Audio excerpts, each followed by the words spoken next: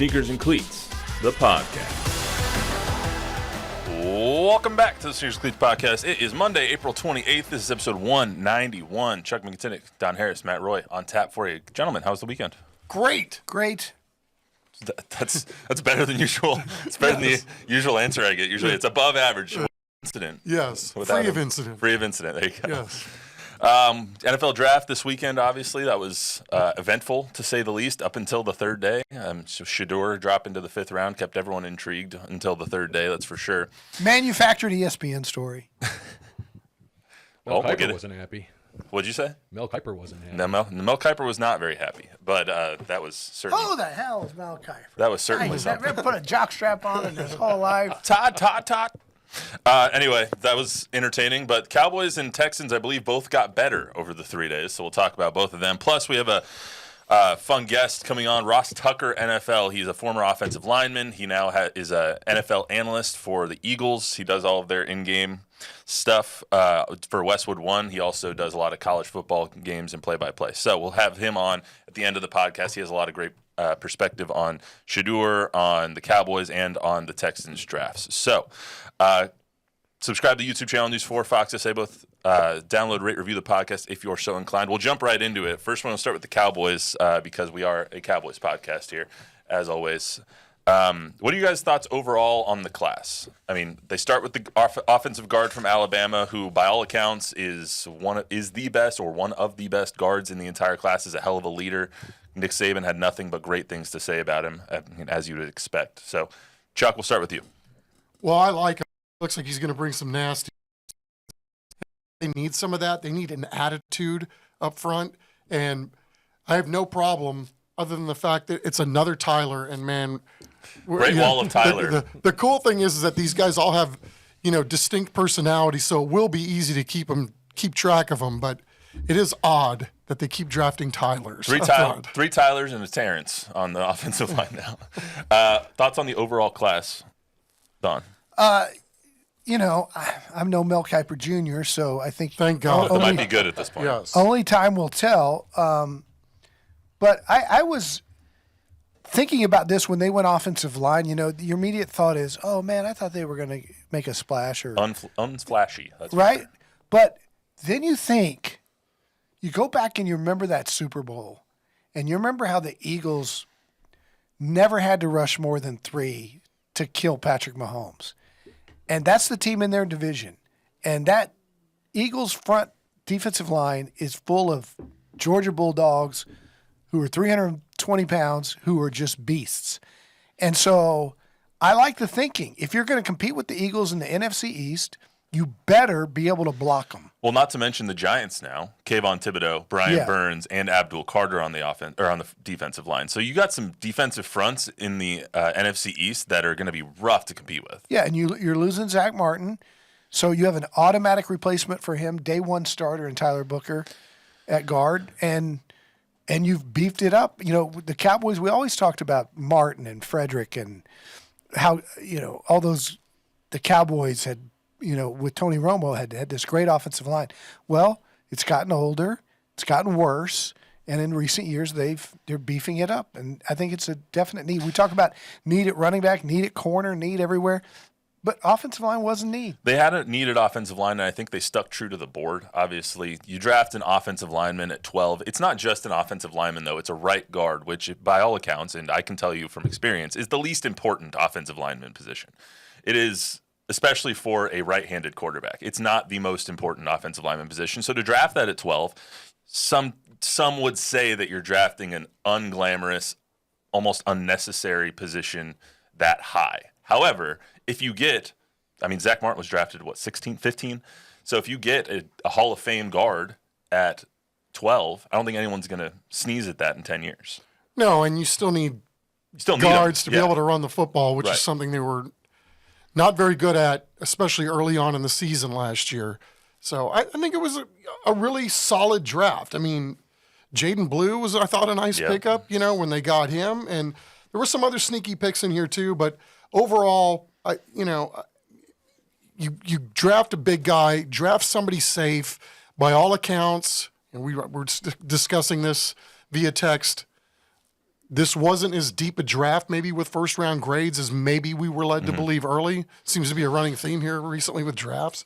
So take the safe bet, man. Take the guy that's, again, he's going to bring some attitude too, and he's 6'6", 320, so gotta love him. And the thing with offensive linemen in this draft is there was like 8 offensive linemen, and then there was like 50 feet of crap, and then the rest of them. Like if you didn't get an offensive lineman in the first round, there was a big gap between the top ones and the middle tier. And so I think by going that route and then ending up with Ezeraku and then ending up with Ravel and then going running back in 5th and 7th rounds with Phil Maffa and Jadon Blue, they steered into what the strengths of the draft were. They got their offensive line when the strengths was there, and then they got the depth at running back when the depth at running back showed in this class. Yeah. So that makes more sense. Do you guys hear Will Anderson Jr. of the Texans talking about Booker? No, I didn't hear that. Man, he had to go against him in practice every day at Alabama, and he was just raving about this guy. He said Really? He's a mauler. Did not see that. And he said he makes you want to quit practice. He's just relentless. And then the other thing about the 2nd and 3rd round pick, Ezeraku, or however you say it, Ezeraku and Ravel. Those guys are coming off injuries, but had first round grades a year ago. Well, here's the thing: Ezeraku might be the best player in this class when all said and done in 5 or 6 years. You have him across the ball from Micah, step into DeMarcus Lawrence rank. He was 2nd in the FBS last year with 16.5 sacks, behind only Green, the kid out of Marshall, who fell into the 2nd round right into the Ravens' lap because of the sexual assault allegations. And then Siobhan Ravel might have been a first-round pick if he didn't tear his ACL at East Carolina. So the Cowboys have a history of drafting guys in the 2nd and 3rd rounds who have some injury concern, who end up playing up to their potential, a la Jalen Smith, or the linebacker out of Notre Dame a couple of years ago who tore his knee up in the Fiesta Bowl. Did he, though? Who tore his knee up? Or lived up to the expectation? No, he did. He lived up to the first. He got the second bag. Whenever you get the second bag, he got like 5 or 6 really good years. Yeah. Like he was pretty good. Okay. When you look later in the draft, I love personally the pick of Phil Maffa in the 7th round. He was lights out when they started giving him the ball after Will Shipley left over at Clemson. I love him and Jadon Blue. I think this is probably the end of the Deuce. Is it Jaden? Sorry, Jaden. This is probably the end of the Deuce Vaughn experiment, I would guess, with Miles Sanders on the roster, with Javonte Williams on the roster, now with Blue and Maffa. I would guess that this probably spells the end of Deuce Vaughn's time in a Cowboys uniform. But I thought it was a really good draft. The only problem I have with the draft, with the Cowboys draft that is, no receivers. Ryan Flournoy, Cavante Turpin, Jonathan Mingo, Jalen Tolbert. Where's your 2? Where's your wide receiver 2 in that group? I don't know if there is one. I'm with you at this point, and they may have to piecemeal it together. But they signed some guys that were undrafted free agents, and there have been a whole history of guys that have ended up sticking on teams that have been undrafted receivers. So we'll see it ends up happening there. But I get the sneaky sense that, I mean, when there's an Amari Cooper still out there and Keenan Allen, there's some legitimate receivers still out there in free agency. I wouldn't be a bit surprised to see the Cowboys stay a little active here, or at least keep the door open to the possibility of going and signing somebody between now and the beginning of training camp. And it may be delusional, but I think there is some thought in their camp that Tolbert and Mingo can develop into that. I think they think Mingo has more than what the public thinks that he has. Yeah. And I agree there. Tolbert showed up last year as a wide receiver 3. I don't know if he's a wide receiver 2 at this point. There's a lot of time to add somebody, and you'll hear from Ross Tucker here in a little bit, who says that he would be surprised if they didn't add somebody before training camp. But right now, the receiver room leaves a lot to be desired, in my opinion. Let's go to the Texans here. The Texans, they just basically said, all right, how can we help C.J. Stroud in this entire draft? Can you guys give me a quick, what'd you think of, Don, we'll start with you, of the Texans draft here? You know, they went heavy Iowa State receiver. And people named Jalen. Yeah. I seen the tape on Higgins. They need a red zone threat. Obviously, Tank Dell is going to probably miss more than just the start of the season, or they wouldn't have loaded up like they did. Yeah. And they're losing Diggs. and they've got Nico Collins, but they needed to boost that position, and I find it ironic that those guys were teammates in college. But Higgins, from all I hear about, was a spectacular target as far as his catch radius, his height, his length, and all that. It's like thunder and lightning between the two receivers. You got the small, speedy, quick guy, and then you got the big red zone possession receiver in Higgins. So that's why Iowa State was so good this year. One of the reasons. Yeah, and I thought it was interesting what Nick Caserio said after the draft about guys from Iowa State, Iowa, Rutgers, that these programs have had a history of turning out grit dogs. And how often do we hear everybody in the Texans organization talking about they want to get tougher? They want whatever it is that they feel like they have defensively in terms of a mentality, they want that to be their identity on offense too, where attack and be aggressive and also be very, very physical. And so I think these guys were, I think a lot of these guys, if not all of them, fit the mold for exactly the type of football player that they're looking for. Tough guys that really, really love to play the game. I'm not sure anyone worked the draft board better than Nick Caserio did in the draft. I mean, you trade out of the first round, pick up another pick. You end up trading that pick in the third round to move up. I mean, he just worked his way around the board really well to get the exact players that they wanted. And to get Jalen Noel, the smaller receiver, 5'10", 195, I believe, out of Iowa State in the third round, when a lot of people had first-round grades on that kid, or at least early second-round grades on that kid. To get him in the third was crazy. And Jaden Higgins is going to be a huge, huge get for them. Their receiver room now is Christian Kirk, Mechie, Nico Collins, Braxton Berrios, and these two receivers, Jaden Higgins and Jalen Noel. I mean, you have a six deep receiving room now, and that's without Tank Dell. Like, if you go into the season with just these six receivers, the opposite of what we're talking about with the Cowboys. They have so much depth at receiver now.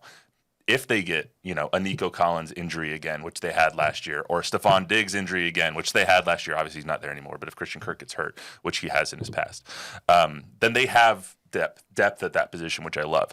I think the best pick that they're going to have, if he lives up to his potential, is Ariante Ursery. The kid is 6'8", 330 out of Minnesota, and just mauls. You can kick him into guard for right now as Cam Robinson fills in at left tackle, but he might grow to be the stalwart left tackle for the Houston Texans. I love it. I just thought by taking a guy by the name of Ariante that it was just an anti-Jaden pick at this point, a Jalen pick at this point. Right? I mean, fantastic name. You got 3 Jalens, a Jaden, 2 Iowa State guys, and 2 USC guys. They had a pattern. And they already had a couple on the roster too. 3 Jalens and a Jaden? Yeah, yep. 3 Jalens and a Jaden. They had a pattern that they wanted to go to. I think they're unquestionably the best team in the AFC South at this point, though. Fair. I'm with you on that, too. Don, you think Titans, obviously, I don't think are up to that point. Jacksonville has a lot of question marks, and the Colts, I think, have a lot of question marks, especially at quarterback. You got to like what the Texans are building. They're building it through the draft. They're building it with tough guys. I was not a fan of Caserio until about 2 years ago. But you got to give him his props. And I love the head coach. Yeah, D'Amico. What I love that the Texans are doing is they are saying, we have C.J. Stroud on a rookie deal. Let's go. Yeah. Let's go try and win. Because as soon as 2 years from now, he's going to start making $60 million a year. It's going to get a heck of a lot harder to build a roster. And so they're spending the money now. They're spending the assets now to try and get a good team around him so they can make a run. This AFC is no freaking joke, man. The AFC West is going to be a nightmare. The AFC North is a nightmare with 3 good teams in the AFC North. Hey. The AFC East, I think Mike Vrabel's going to turn the Patriots around rather quickly, and Miami is no joke either. So, and the Jets are the Jets. It's going to be a really, really tough AFC. And so the Texans, I think, are as good as anybody in that division, especially in the conference maybe. So last thing I want to get to before we get to the Ross Tucker interview is Shedeur. So the Shedeur of it all was a fascinating storyline to the point where I think everyone started getting sick of talking about it and hearing about it. Chuck, you were mentioning that you were talking to a couple of people before the draft started that said he was not a first-round pick. But I don't think even them thought he was a fifth-round pick. I think that's fair, but we also talked about this not on air last week, right? Like, how is the machine that is behind the player, Shadur Sanders, does that match up with what the NFL actually thinks about the player? And and it's not like I talked to everybody, right, but everybody that I did talk to said that they didn't think that Shadur Sanders' game was going to show up at the NFL level. So it was odd, obviously, to see so many commentators at the network level double, triple, quadruple down Especially on Mel, this storyline. And then, the sad part of it is, on many reasons, is these networks have the rights to this entity known as the draft. And then you've got a guy like Cam Ward who could easily have been the best feel-good story of most unlikely guys 3-4 years ago, even 2 years ago, to be the top overall pick, to get overshadowed by this. And then to me, the oddest part is Cleveland drafting him in the 5th round after the day before talking him up and what a great player they thought Shadur Sanders was, but after they took the Oregon quarterback in the 3rd round, but using their last pick in the 5th round, I mean, that doesn't make any sense either. So a lot of this stuff is, I don't know, are people getting paid to say or hype certain guys? I don't know what it is, but how can you whiff at the network level when, little junior reporters like me are talking to people and they're all saying the guy's game doesn't match the NFL game? So it's a little astonishing on many, many levels, because that these people are talking to NFL executives and I can't believe that doesn't make any sense either. There's 2 schools of thought. One of them is, can he play, right? And the game tape shows you in college that he can play. However, our great scout, Jack Green, had him at the Alamo Bowl, and Jack came back and said, he's not that big. His arm doesn't look that strong. And the biggest thing, he looks lazy. And he's not that fast either. And I dealt with him backstage at the Arneson River Theater for the pep rally. And I got to say, in my dealings with this for 25 years and the way that the players and coaches are all happy to be in San Antonio and act at the pep rally for the Alamo Bowl, the Colorado contingent acted like they were doing us a favor to be there. Dion had his bodyguards. He stayed in his limo until 4 minutes before, and then he and Travis and Shedeur came out and hid with their bodyguards, and they were not friendly to Derek Fox and his staff or to any of us who had to deal with them at the pep rally. And so if you're an NFL GM and you have these interviews, and if the kid comes across as entitled and he's doing you a favor to play for you, and he's telling teams in his interviews, allegedly, that they're going to have to change the culture for him because he wants to come in and change the culture like they did at Colorado, and you have him evaluated as a 3rd rounder. Now, it's different if he is, the greatest player of all time, and you have to, who cares? Let's deal like the Mavericks, being criticized for not dealing with Luka, no matter what Luka's issues are. It's like there are certain guys you have to make exceptions for. But if you only have him rated as a 3rd rounder, and then you interview him and he's a total jerk, and you're going to have to deal with this circus of your starting quarterback having to worry about the backup rookie getting all this play with Dion mouthing off. And, it's Bronny all over again. Is it worth having this guy on your team? And these teams kept saying no. No, it's not. I think the 3 things that it told us was that, 1, this quarterback class was not good. I mean, Jackson Dart was the 2nd quarterback taken. He was traded up into 25 where the Texans were to get him. Tyler Shuck went after that, and then there was a huge chasm before Dylan Gabriel and the rest of those guys started going off the board. That's one thing I think it told us. 2 is that people didn't want to deal with the extra. People didn't want to deal with Dion. People didn't want to answer 10 questions about their potential third string quarterback. Like, they did with Tim Tebow, or like they did with Colin Kaepernick or Cam Newton. Any of these really polarizing players, you don't want your coach answering questions about a third string, a second string quarterback when they're not going to be your starter, if they aren't going to be your starter. And I'm with Chuck on that whole machine thing in ESPN. They tried to sell us Bronny, right? They still do. They try to sell us Bronny. And anybody, I called a buddy of mine who was coaching at George Mason, right? And he said, yeah, he could play at UTSA. He might make our bench, but he's not going to start for us. And this was at George Mason. I said, so he's certainly not a one and done. No, he's not a one and done. He may not be an NBA player, but they tried to sell us Bronny, and they're trying to sell us Shedeur, and NFL scouts are saying, we're not buying it. I mean, I think Shadeur's a better pro prospect than Bronny was. I think so. Just in relative terms. The thing that bugged me about the whole situation was after, I want to say it was after day 2, when you have the Stephen A's calling racism out there and saying, it's collusion between the 32 NFL teams. They're blackballing him because of who his father is and because of what Shadur Sanders has done, and they're all being racist. It's just like Colin Kaepernick. And I was like, dude, a black quarterback went number 1. Yeah. Jalen Milroe, another black quarterback, was drafted just before.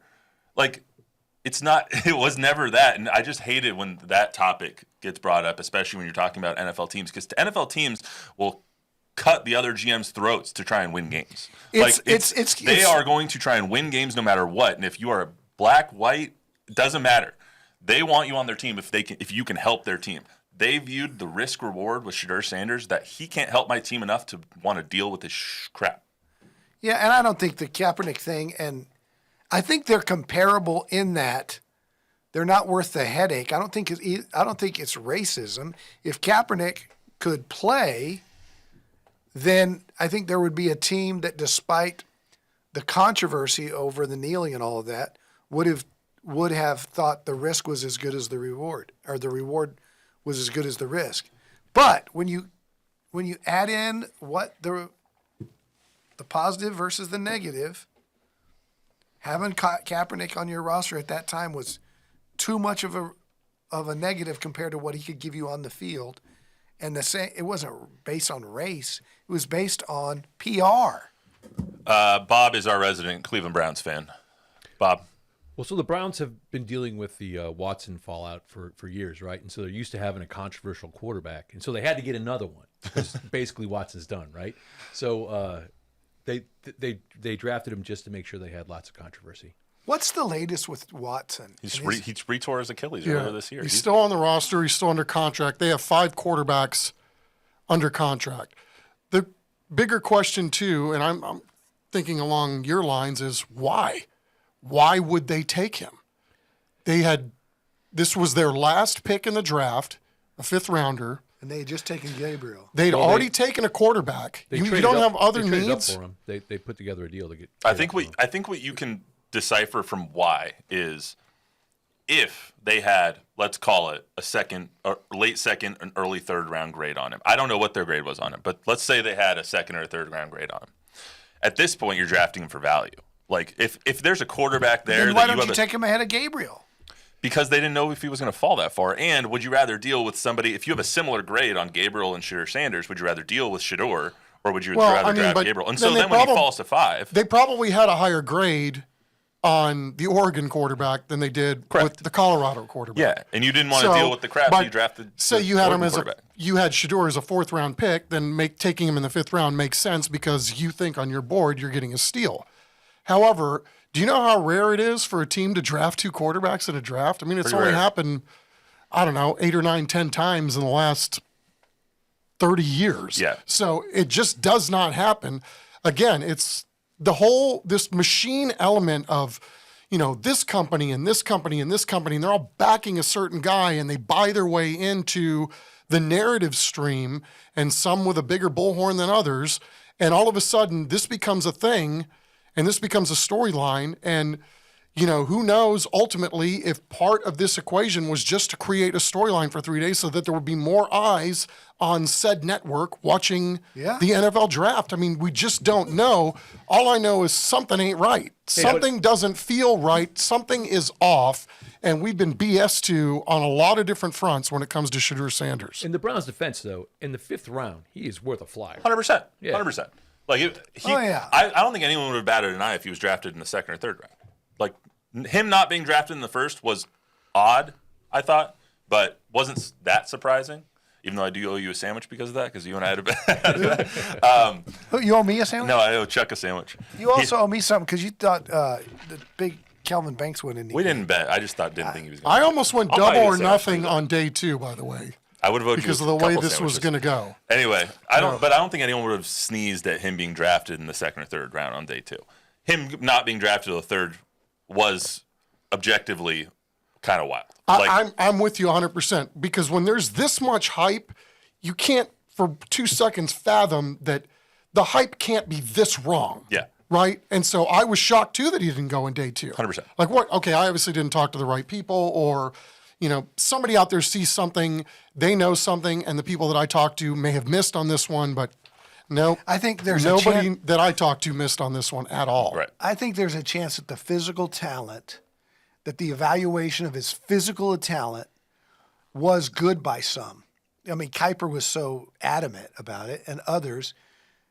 And I think the interview process could have soured. Like both games to be true. Well, yeah, I mean, did you hear what McShay said about the interview process? Todd McShay, the former ESPN guy, now doing his own thing with The Ringer, had a story where basically he and Brian Dable he being Shadur Sanders and Brian Dable had like a falling out and did not have a good interview, bad enough to the point where they were like getting into it in the interview. So like if that's the case and if that was the story with like a bunch of different teams, no shit they're not going to draft him until the 5th round. I can't say that. I mean, I could. I did. All I know is I talked to one guy who said he talked to many, many, many scouts, and not one of them said that Shadur Sanders' game would translate to the next level at the NFL. All right. Who the heck is Bill Kuiper? Has he ever put a Bob, jock do you want to strap get on? anybody in, or are we going to go right to the interview? Right to the interview. All right. Let's get to Ross Tucker. He joined the podcast on behalf of myfrontpagestory.com. Go check that out for all your Mother's Day and if you want to get any nice gifts for any women or men in your life. So he is a former Dallas Cowboys offensive lineman. He's now has a great perspective on the draft, Shadur, everything in between. He's now an NFL analyst. Let's hear from Ross Tucker. So Ross, you played for a lot of teams. Got the whole list here. Cowboys and this is the Cowboys and Texans country down here. Want to ask initially, how was your time with the Cowboys? What do you remember best about it? Yeah, I had a great time with the Cowboys. A couple of things that stand out is I had gotten cut by Washington and then got picked up the next day by the Cowboys, who, like, at the time, obviously hated rivals. You can actually see the helmets behind me, Washington and Dallas next to each other. And what I remember is there's no state income tax in Texas. So, my first paycheck down there was like $1,200 more or something. I thought, wow, getting fired isn't that bad, actually. You can make more money. You go somewhere where there's no state income tax. So that was nice. That was cool. And then, man, there's just something special about, wearing the star on the side of the helmet. It's funny because we would go to like these hotels and there'd be so many people at the hotels, and it wasn't like that for the teams I played for, and they just treated us, like we were rock stars, right? Even more than NFL players. That short guy, right? And we were not very good. So I remember thinking, do they know our record? Do they know that we're not playing? But it doesn't matter. You're still the Dallas Cowboys. Yeah, I mean, recent, that was 2002. They were good around then, but just not in 2002. they were good in the 90s, and we still had Emmitt Smith. We still had Darren Woodson. So that was kind of wild for me to be 23 years old, starting at left guard for the Dallas Cowboys. And Emmitt Smith, the all-time leading rusher, is in the backfield. And I've been watching him since I was, 13 years old or whatever. Yeah, and filling in for Larry Allen. Yeah, that's the other thing I remember is that, I think the first couple games I started, they might have listed Larry as like questionable or whatever, because he was still trying to come back from that injury. So you've never seen guys so happy to see you in my whole career. I mean, they're like, "Oh, I'm so glad it's you." I'm like, that's not really a confidence booster when your opponent is glad it's you and not the other guy that they might have had to go against. Right. Well, before I forget, I want to get in. You're here on behalf of My Front Page Story. I was looking it up. Very, very, very cool concept. Basically, journalists writing a story about someone that you care about. So tell me a little bit about it. I just always Well, a buddy of mine started it. He's a writer, and I love it because I really do think it's the best gift you can give a loved one, in particular for Mother's Day. You know, I actually can show you. And everything else, we gave this to my wife's grandmother a few years ago, and she loved it. You know, they're German. They call her Oma. And I mean, she had to move into a senior community. She wasn't happy about it, so we gave her one of these, and she put it up in the room and read it pretty much every night, right? Because there's quotes from all of her kids, pictures of her and one of her great grandchildren. It's really, really special because the people we love, our mom, our grandma, our spouse, they've never been on the front page of anything. They probably haven't had an article ever written about them. So they're blown away when they get this gift and they open it up and they see a picture of themselves on the cover of the newspaper and a story written all about with quotes from their loved ones talking about how special they are. I can almost guarantee the moms in your life will cry if you get it for them. It's myfrontpagestory.com. Myfrontpagestory.com. Easily the best Mother's Day gift, at least I'm aware of. I keep Gabriel. That's awesome too.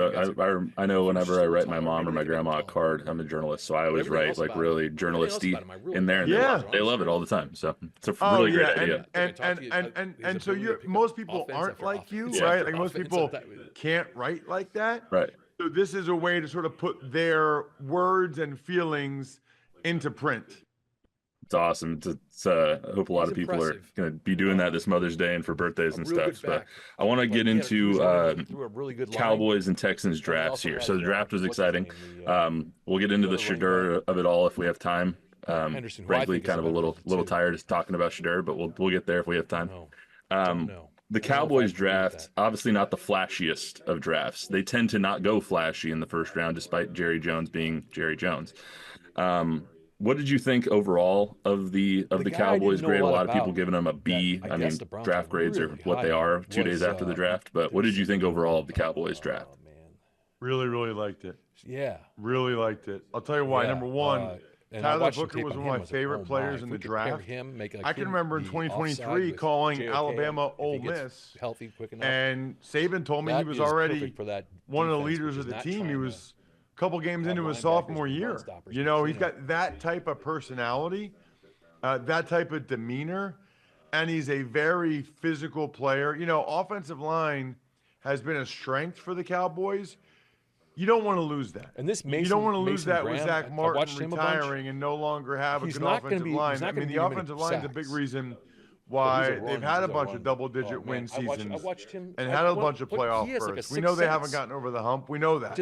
But having a worse offensive line isn't going to help you get over the hump. So really like Booker. And then Ezeruku, what he was able to do at Boston College last year was really impressive. And so you need to continue to have edge rushers. He replaces DeMarcus Lawrence. You got to have guys that can win one-on-ones because they're going to double Micah Parsons, right? They're going to double Micah. I can almost see the house where Micah grew up in from where I am right now in Harrisburg, Pennsylvania.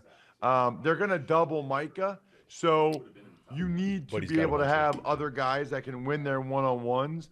And then Ravel Jr., this might be the one to keep an eye on. You know, there's a long history of the Cowboys taking guys in round 2. This is wild, though, the whole draft thing. I forgot about it would have gone round 1 if it wasn't for an injury or character. That's what Siobhan Ravel is to me, right? There were people who told me he was the best pure press man corner for 3 years in this draft. And so for the Cowboys game in the 3rd round, feels like tremendous value. Obviously, he has that incredible backstory, but it wouldn't have been crazy in people's mind if he went late 1st or in the 2nd. to get him. Yeah, regarding Tyler Booker, a lot of people are going to look at it. I mean, we saw it a couple years ago when they drafted Zach Martin. We're like, That's it's what a I was right thinking about guard him, at number built the 16. whole Is that going to freaking be Dallas team. a good pick years from now? Obviously, playing O-line, right guard is the least premium of the offensive line positions. But if you get a guard at 12, that's your mainstay there and maybe a Hall of Famer for the next 10 years, it's a good pick. So what should fans think about the Tyler Booker pick? Luckily, they've been able to Right, and I have talked to some fans that are frustrated about it. What I would say is, number one, less and less. really good guards are now making over $20 million a year, right? So Landon Dickerson, $21 million. Trey Smith from the Chiefs is on the franchise tag at $24 million. Wait, these are with the two why teams does he that have to were be just on in the the Super Bowl, right? The Eagles and the Chiefs. Oh, if you cut him, you have to pay him? You don't want to have to pay a guy $24 million. You know, you can't even get those guys. The Eagles aren't letting them go. The Chiefs aren't letting them go. So there's a lot of value in the interior of the pocket now because quarterbacks have gotten so good at stepping up that you want to make sure you are good at that spot. And yes, are there other positions that are flashier? Probably, but So if you have to take it you all. swing and miss at those positions, that's like a double whammy. Right? That doesn't mean you can't take. I didn't even mention Jadon Blue from Texas. That guy's they're gonna have to electric, pay him no right? matter So they what. still got a I'm just wondering running how back much. with The thing I'm speed most later concerned on about in is the the amount draft that still might be able to be a goes really towards good cap player space, for so them. that's Let's just take the Broncos for example when they cut. Yeah, and they draft Phil Maffa in the 7th as well. So I mean, the running back seems like it got taken care of. The one criticism that I've heard a lot is wide receiver position is nowhere to be found on this draft for the Cowboys. You have Kavontae Turpin, you have Jonathan Mingo, who you gave up a 4th-round pick for, and you have Jalen Tolbert now, who somehow have to step up into that wide receiver too. So should they have addressed the receiver position to try and take some of that off of CeeDee Lamb? Well, again, the key is you can't force it, right? And also, I don't even. the season isn't starting yet. So if they cut him, if they don't there's a lot of have him time on the between roster. now and well, that you can be on the first roster game. as a. Do I right? think their receiving Yeah, so core, they'll as do that. currently Okay, yeah, that's- constituted, looks like one of the better ones in the league? No, I don't. Can it be good enough? We'll see. But also, there's time. I mean, even just look at the Yeah, Packers. it just tells you that right? they had no The Packers intention are like of 6 or drafting him 7 until all of a sudden he legit became receivers available. They can't all be on Why that would you team. get Kenny Pick? Why would you? So get Kenny I wouldn't be Pickett? That doesn't surprised make at any all. In sense. fact, I'd be surprised if the Cowboys don't go ahead at some point and trade or Well, I acquire think some they other liked way Dart and they liked another Gabriel, receiver. and they were I think they either probably of those want to two see what that Mingo were looks available, like in the spring. develop. I think they want to see if they can build upon some of the things they did with Turpin later in the year and really have a better feel for You what gotta they take feel it like this they year, and have how much is it- before they how go much out is and he acquire without? more. Shifting gears to the Texans here, Nick Caserio and his staff had one mission, it seemed like, in this draft: help C.J. Stroud after he gets sacked the second most in the league last year. All of his weapons got hurt at some point last year. They go out, they draft both the guys from Iowa State. They draft Another 130 next year. Arante So Ursary he's just going to sit out on of IR for the next Minnesota. 3 What did years. you think of the Texans draft and how they are trying to help the offense after kind of a Drek year? Well, and they fired the offensive coordinator and brought in a new one. So they're doing whatever they possibly can to try to put Stroud in as good a position as possible, which makes sense. Remember, too, before the draft even happened in free agency, Maybe they can do they one of signed those. What was his Christian name? Kirk. Brock Osweiler. they got deals. Cam Robinson in free agency. And- They've got Laken Tomlinson, Ed Ingram at guards. They Right. got Trent Brown. I mean, they now have Is it, a full, like, 2 deep on the offensive line of guys that are starting caliber players. They're going to probably end up having to cut so a guy if somebody like that if, people with might think is Osweiler, still right, starting caliber. trade him, so they're going to make sure they have depth and then competition once you trade him, is he no for longer those against starting your cap? spots. And then at receiver, I like that they got Justin Watson and Braxton Berrios. You know, those are 2 different players as well to go along with the 2 Unless you can do one of those, Iowa State I'll kids. give- I'll Because you give you don't really know how fast, you know, Yeah, a you'll have rookie to will take a come bunch of it. along. It just how much But is it they're counts covered towards no your matter cap. whether Tank Dell plays this year or when he plays this year or not, right? But with Collins, Mechie, Maybe Kirk, or a second round. Higgins, and Noel, which how crazy is that? They both go to the same team. I mean, who won and they're last very night? different players, by Yeah. the way, even though That they're was- both very good. And then you got the guys thing like was, Watson and it Berrios. wasn't somebody they you know, wanted. at the back end, receiver 5, receiver 6. I like the fact that they have some younger guys that Stroud can continue to grow with in those 2 Iowa State kids. People really liked both of them. I mean, I know on my shows, the Ross Tucker Football Podcast, I had one person compare Jalen Noel to Steve Smith. I had another one compare him to Amon-Ra St. Brown, and that's the guy they took in the 3rd round. Yeah, I mean, there was a lot of people, Mel, and everybody, all the draft pundits that thought he might have been a 1st-round pick, let alone a 3rd-round pick. So, I mean, getting that value, and anyone who watched Iowa State this year, I think, knows exactly how good the Thunder and Lightning were at Iowa State. So I watched them a lot because I'm a Big 12 guy. I'm an ASU alum, so they played well. Last thing I want to ask you about, Ross, is the talk of the draft. Shedeur falls all the way to the 5th round. A lot of differing opinions on where he was going to go in this draft, but I think everyone thought he was going to go in the first 2 days, let alone fall to the 5th. So what is your take on what happened to Shadur Sanders and the projection of him going forward now? So bad. Right. So there's only so many teams I don't understand. that were interested or had it as a priority for a starting level quarterback. Wasn't that bad. And the Titans, Giants, and Saints all decided that there were other players that they thought were better than And I'm not just Shedeur talking about running around and throw the ball. We knew about the Titans and Cam Ward, but the Giants with Jackson Dart, the Saints with Tyler Shuck. Then Shedeur got into a really bad spot because there's so much attention around him. He's a lightning rod. It's almost like a Kaepernick situation or a Tim Tebow situation where it becomes, 10 questions a day from the media. How is Shadur Sanders doing? And should he be the starter? And most teams do not want that at all from their backup. And so that put them in that put him in even a worse spot where teams, I thought he was going to end up at that point going somewhere to a team as a backup that had a really established starter such that nobody could say anything. Goes to the Browns, and so I think they felt like it was value at that point, and they'll have him compete. Yeah, it's going to be interesting. I hope it's the one time I hope that the NFL Network Hard Knocks goes to a city, because I would love to just see what the offseason looks like for the Browns now. But that Ross, would be awesome. That would be sick. But Ross, thank you so much for the time. It was a pleasure to meet you, and hopefully everyone goes to check out myfrontpagestory.com. Hey, it's my pleasure. Thank you so much for having me. And absolutely, it's the best Mother's Day gift ever. myfrontpagestory.com. Thanks so much to Ross Tucker to come on. I'm hearing myself super loud. For coming on the podcast. Obviously, a lot of in-depth knowledge from Ross, and he does a great job on college and pro games. So that's great to hear from him. Plus, myfrontpagestory.com, great Mother's Day gift. I actually might do that this year because my mother loves things that tend to make her cry. She loves cards. She loves anything that will basically tell her how much I love her. So we will take a look at that as well. Anyway, that's all we got for you today on the Sneakers and Cleats podcast. Hope everyone enjoyed the draft coverage from Chuck, Don, myself, and Ross.